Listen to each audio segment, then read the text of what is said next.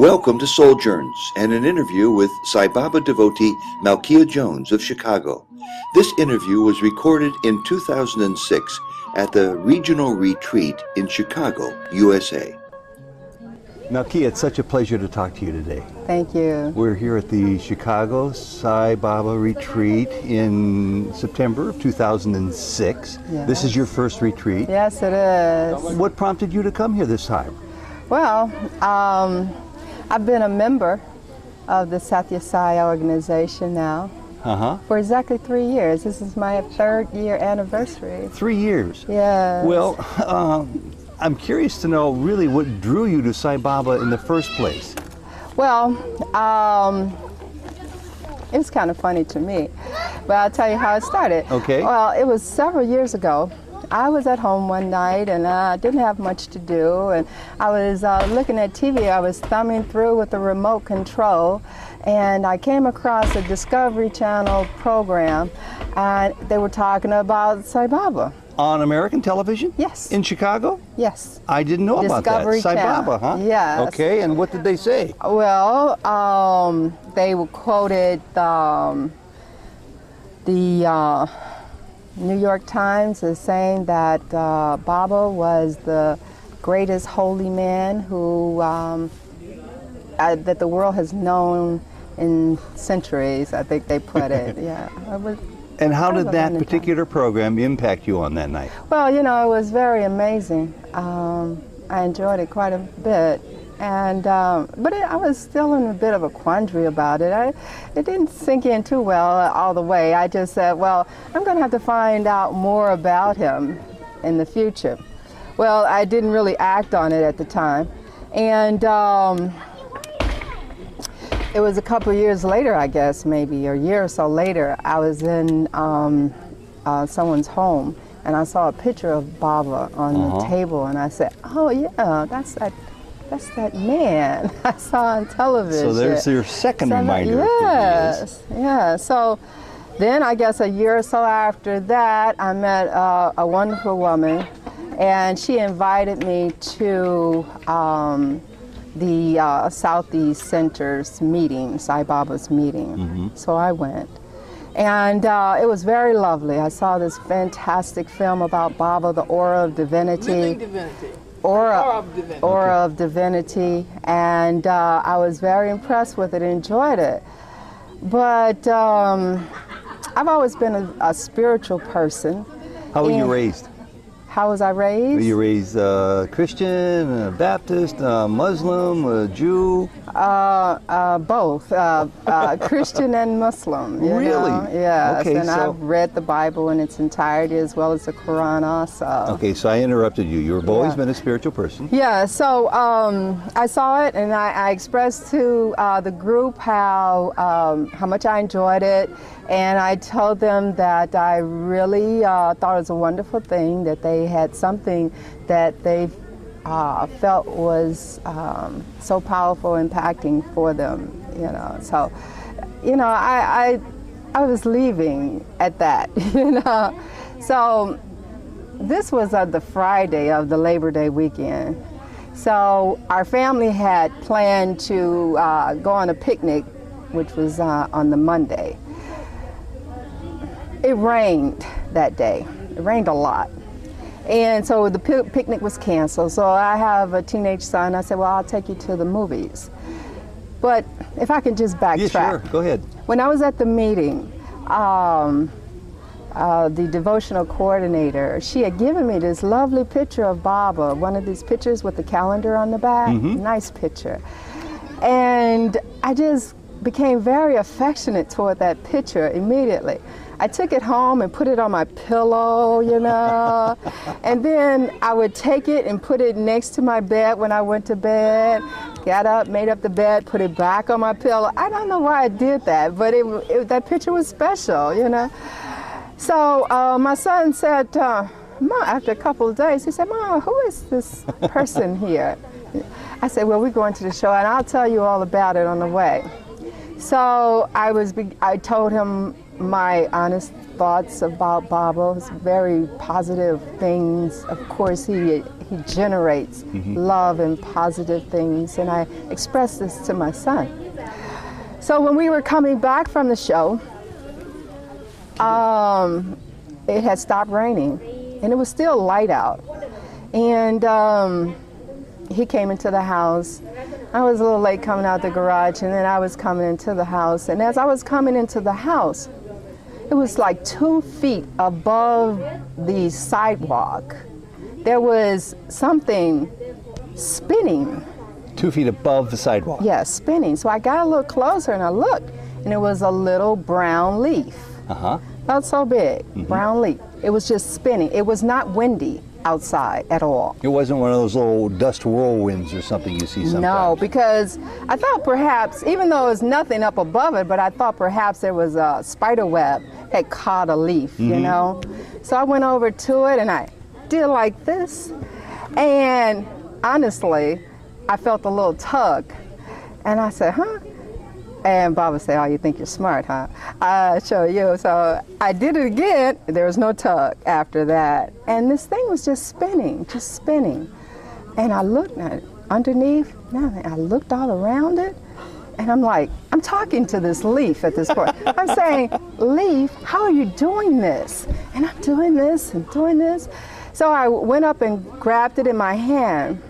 And then I made a wish on it. And I blew it away. And it went away about 3 feet.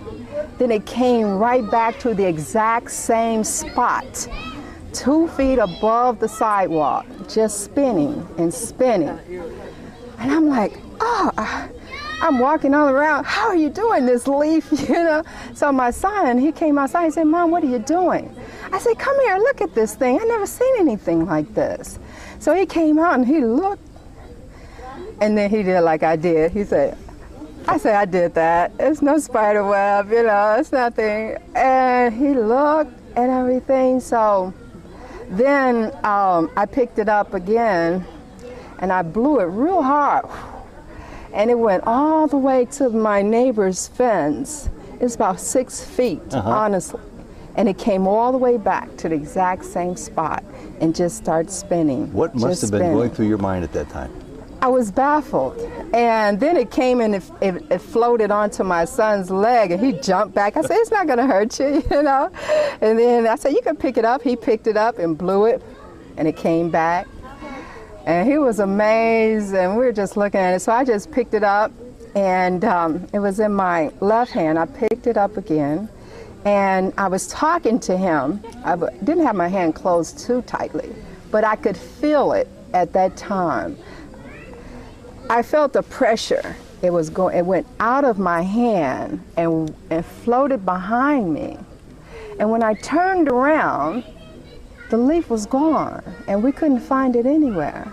And then my son said, Mom, you know, there's something strange about that leaf because all of these leaves out here are soaking wet. It's been raining half the day. And that leaf was bone dry. And I said, you know, you're right. And never saw that leaf again. So all the day, all that evening, the next day, all I could say to myself is, what does this mean? What does this mean? And so it just came to me that it came to me, the words came into my head quite clearly. Don't walk away from this. Because I was about to walk away from the realization of Baba from when I met and the ladies. And, I mean, I just didn't think hard on it, you know. And so I went back the next Friday and I was telling the story to them. And honestly, the room filled with the scent of jasmine and everyone smelt it. And, you know, and I was asking them, I said, I know that he's a holy man, but who is he? And they told me that he is the incarnation of God. And I looked at each of them in the eye. Do you really believe that? So you were a real novice about Sai Baba. You knew very little. I know. I didn't know.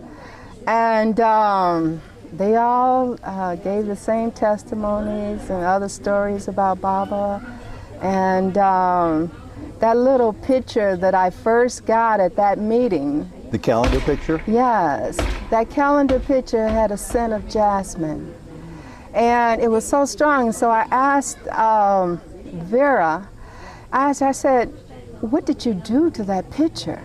I said, it smells as though you soaked it in this scent, jasmine scent, for a year. And she said, I didn't do anything to the picture. It used to belong to our mother who had passed away. And that scent, soft scent, is still in that picture today. Malkia, let's go back to the leaf for a second. Was there anything else you were ever able to make of what that experience was? Or do you think you have it pretty well figured out? Well, you know what? I have a wonderful book now that I'm reading called The Grace of God, and what it is a collection of 300 quotes of Baba's from different discourses over the years. And in this book, it said, sometimes for those who know, yet do not know, I send a calling card. And when I read that, I said, okay, Baba sent me a calling card. And I know so well now, Baba is wonderful. He's the most wonderful thing that has happened in my life. He fills your heart with love. I know I read something before, it says that he said that he's a thief. He steals hearts. And he certainly has stolen mine. So you just said, I know so well now that yeah, Baba is wonderful. He is. How do you know? Well, in our study circle, we study every week. And it's been a great experience, and I've learned so much about life. I thought I knew a lot before, spiritually in tune. I've always been a truth seeker. Mm-hmm. And but the things that Baba expresses to us is so wonderful, because I know for a fact, I feel as though you can study many other disciplines, spiritual disciplines, but without the critical truths that Baba brings to us, I think it's almost impossible to go to the next spiritual levels. You can be a great, devoted, faithful, good person in your faith. Follow the steps and be a good person. But as far as the heights, the spiritual heights that exist for every human being, we can't get there without a certain critical understanding that Baba gives us. That's what's so wonderful about him. So all of your previous spiritual studying, spiritual growing, pilgrimages, whatever the experience was, they sort of, if I understand what you're saying, they sort of were very validating and useful in preparing you for sort of the launching pad that you're on now. Absolutely. And I'm definitely, praise be to Baba, on a real launching pad, elevating to his divine grace. How has he changed your life? I gave a slight speech yesterday on, of course, you know that this year's theme is love and living in love. And I was invited to be a member of a panel to discuss devotion as it relates to love and living in love. And as I expressed on there, I know now something I could never have dreamt 3 years ago. What's that? That God is within me, and He's within you and everyone else. Now tell me, weren't you taught that as a young Christian, as a young Muslim? No, God was someplace way away. and we was hoping that he could hear our prayers. And he was a strong, loving, but one to be feared. So I was taught that I should fear nothing but God, okay? You know, I think you're putting something out there that's extraordinarily important for others to hear. Others who may be Hindus or Muslims or Jews or Christians or Buddhists even.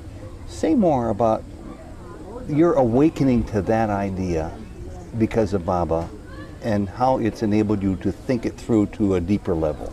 As I said yesterday, when you know God is within you, you can't waste time gossiping. When you know God is within you, you have to love each other. When you know God is within you, it changes everything. Just like for me, one of the critical things was for Baba to actually come to earth and walk amongst the people and talk to the people. Me, I can't.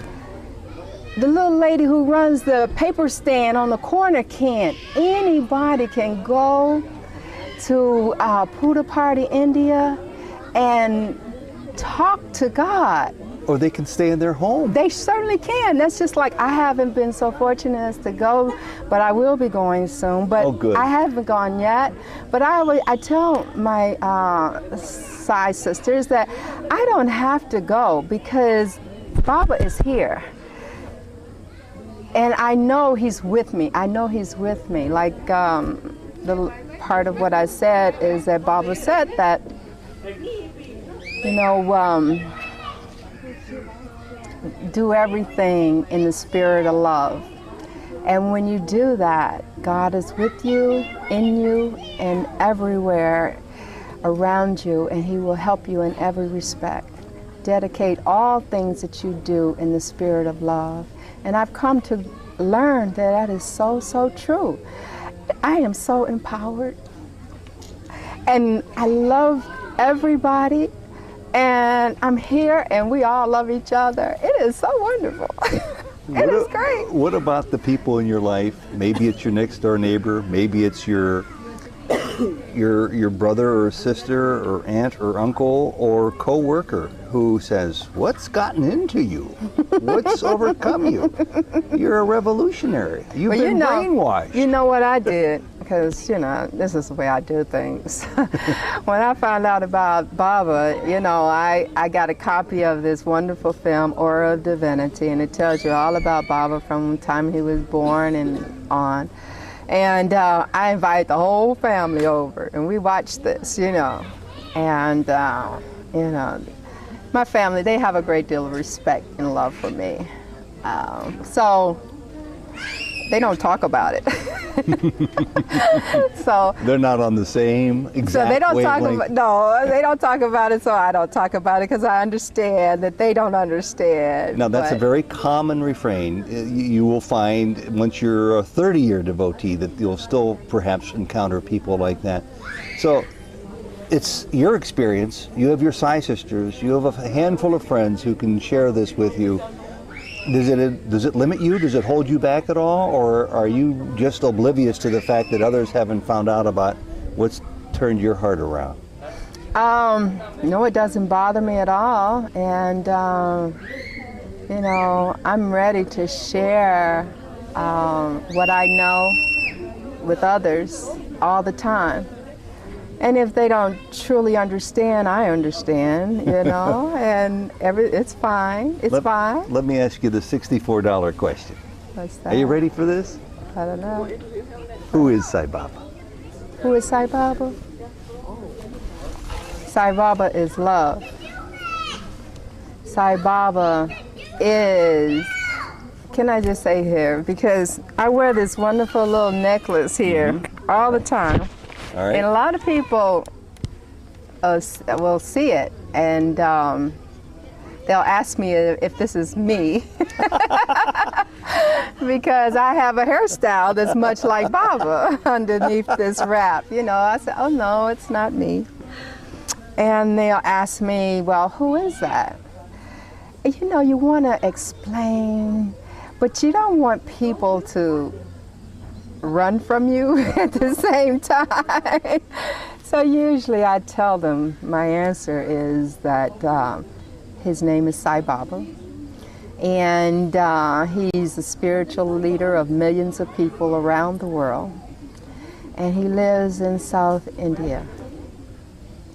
And myself and these millions of people know that he is truly the incarnation of God, and he proves it every day.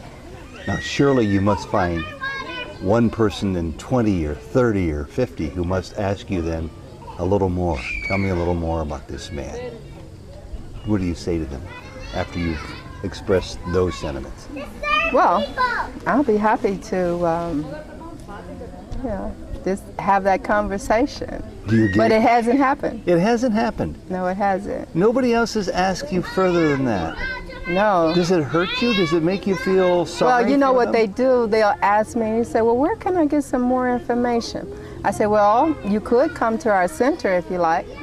Or I tell them, you know, you can get books at some of the exceptional bookstores around. What, as I wrap this up and come up with the last couple of questions, I'm curious to know what you think of this experience as it relates to you. I'm sure some people hearing this story might think, well, isn't she special? Isn't she one in a billion? She's got all of this going for her and it hasn't happened to anybody else. How does it make you feel to come across Sai Baba at this part of your life when so many other people around you seem to be indifferent to Sai Baba? Well, from my experience, from looking at tapes like these, I've seen a few, and hearing other people's experiences, Americans' experiences, I think it's kind of the norm. Just individuals have come to Baba, and he's touched their hearts.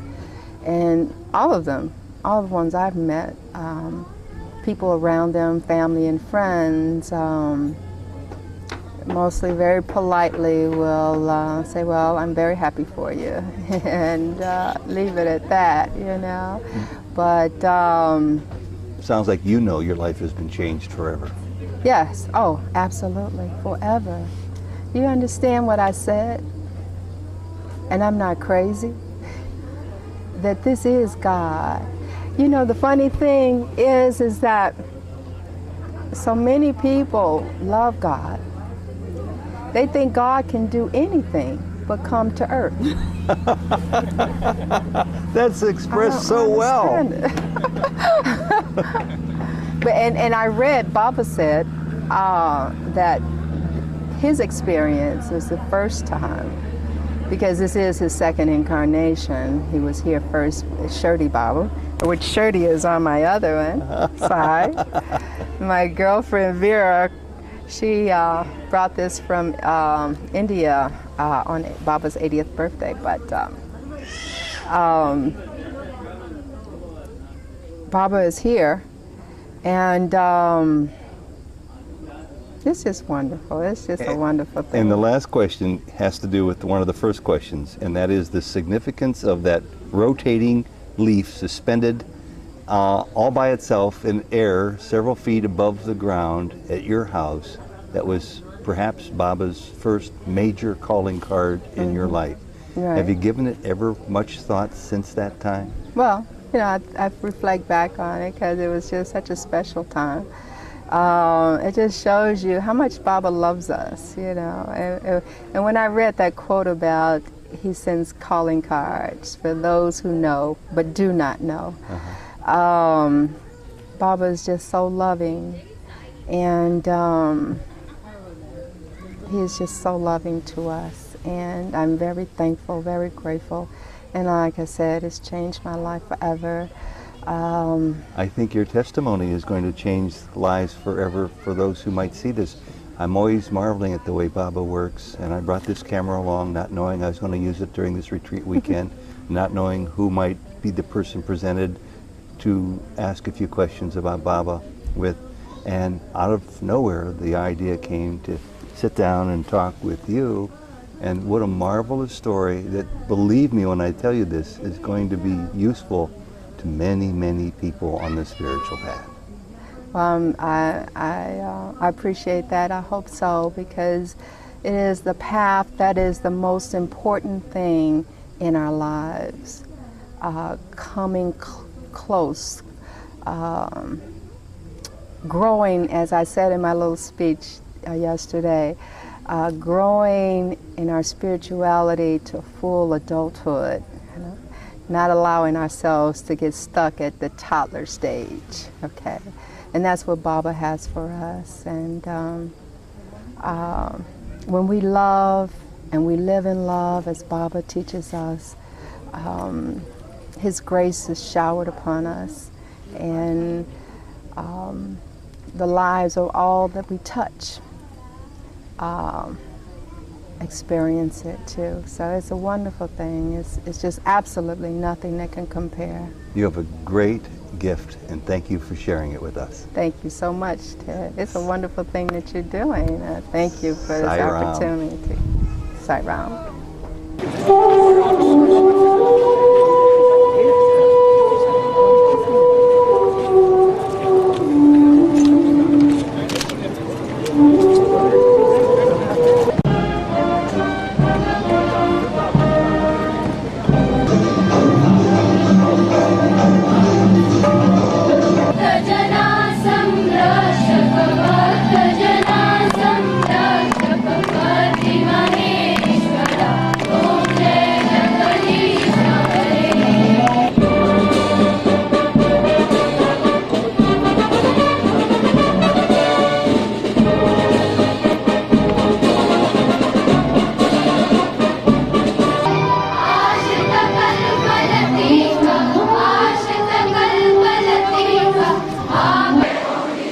Respecting and abiding by